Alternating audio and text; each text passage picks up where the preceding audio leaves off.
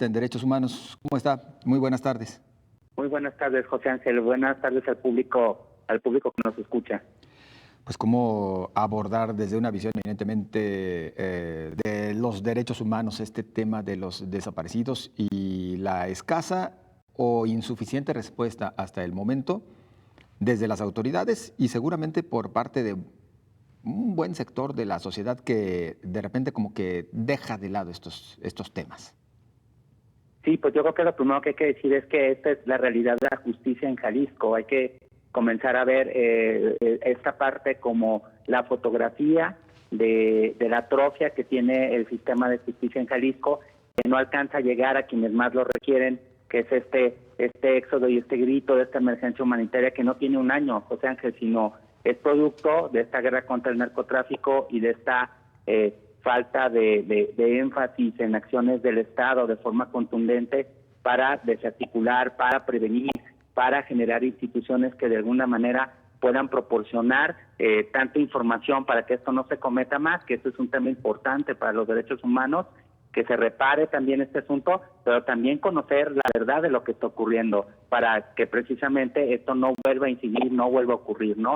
Los números que nos refleja el informe del día de ayer nos hablan de una constante y además de un incremento, porque hay que decir que este incremento que se informó ayer es de los 2 últimos años, lo cual pone entredicho pues las transiciones a la democracia que estamos teniendo tanto a nivel federal como a nivel estatal, ¿no? Hay que poner mucha atención en esto de que puede haber muchas acciones, operativos que son muy buenos y qué bueno que se esté deteniendo a la gente, pero la realidad es que estamos ante un problema que finalmente falta mucho por conocer y faltan acciones mucho más estructurales.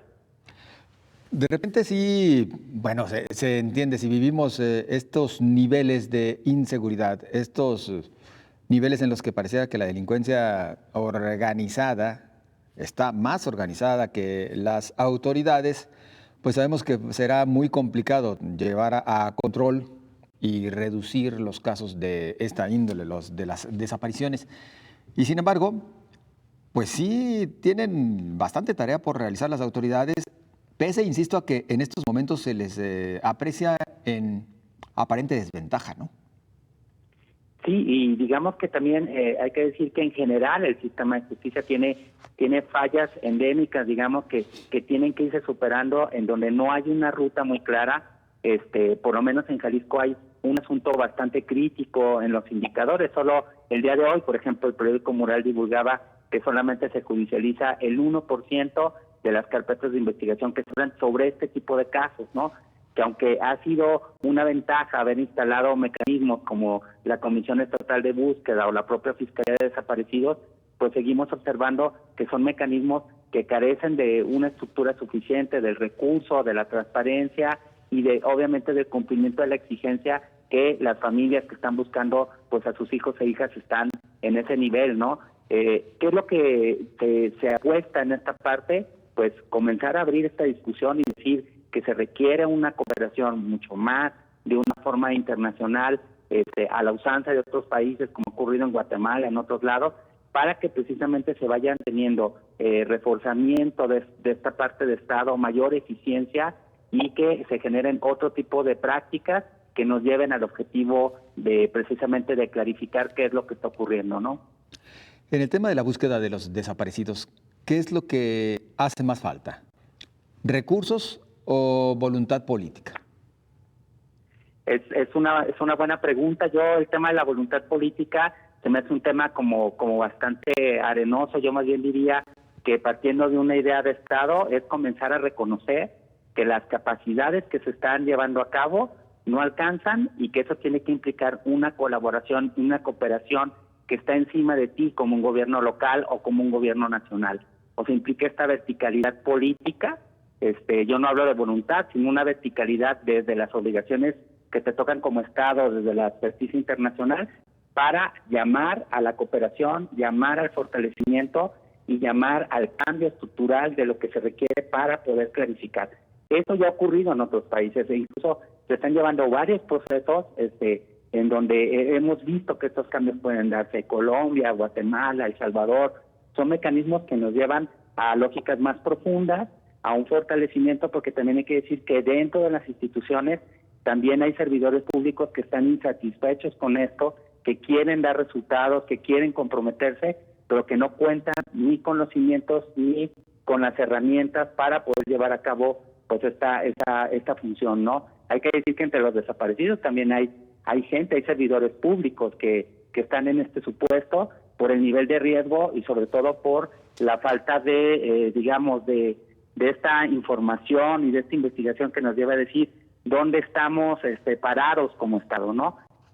Si lo digamos, por ejemplo, las propias declaraciones que se han hecho, por ejemplo, en las desapariciones del 4 y 5 de junio de los jóvenes, donde se decía que la propia Fiscalía estaba pues infiltrada, pues solo esa declaración ameritaría ahora sí que una refundación de esta institución con otras variables y otras características, ¿no? La lamentable impunidad, que es lo que más perjudica en estos casos.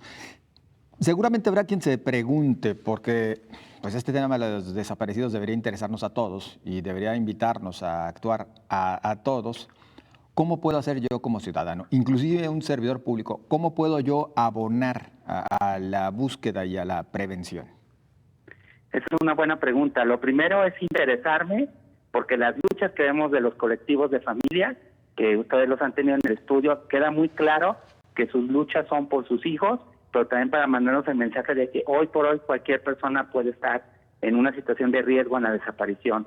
Segundo, que toda esta parte de la estructura del gobierno sea una prioridad. Necesitamos ser una ciudadanía activa en el que el nivel de exigencia lo podamos elevar y así como ahora tenemos complicaciones en el tema de salud, también podamos hacer presión para que esto tenga muchos mayores mecanismos, mucha más fuerza en la parte de las decisiones, de quienes están tomando las decisiones.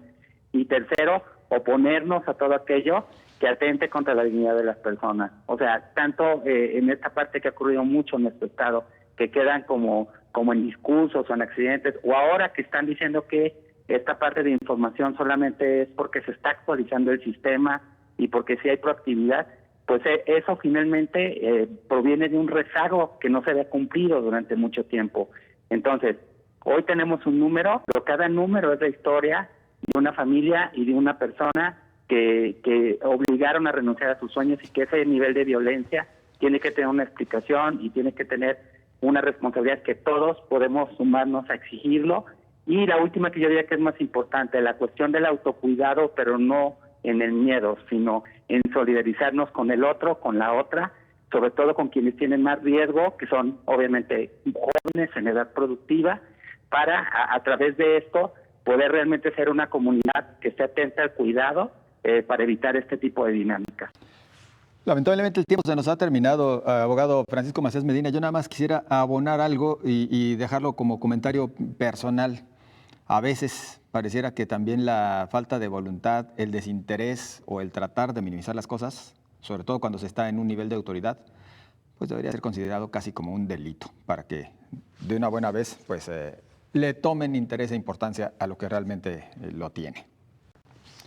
Coincido totalmente contigo, y más que delito, comencé a decir que eso no cabe en una sociedad en la que debe de ser incluyente y solidaria aún con aquellos que están en una situación de riesgo en su vida.